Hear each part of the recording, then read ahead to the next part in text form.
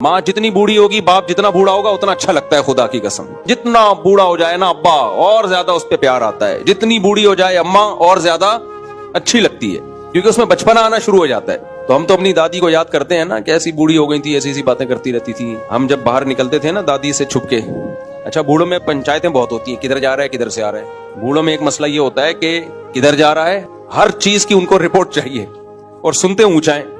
तो हमारी दादी का कमरा हमारे मेन गेट के करीब ही था। निकल के जाने लगते तो कहाँ जा रहे हो, फिर बताते वहां जा रहे हैं, तो ऊंचा सुनती थी। 2 दफा बताओ 3 दफा आदमी टेंशन में आता। तो मुझे याद है एक दफा मैं क्रॉलिंग करता हुआ जा रहा था, दादी अपने तख्त शाही पे बैठी हुई है, और उस तख्त के नीचे तहें, वो पुराने जमाने का जहेज का एक बक्सा रखा हुआ था।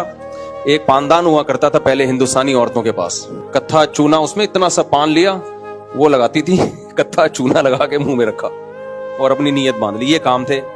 अब जो नई नस्ल है ना, ये बूढ़ी होगी, अल्लाह की पनाह है,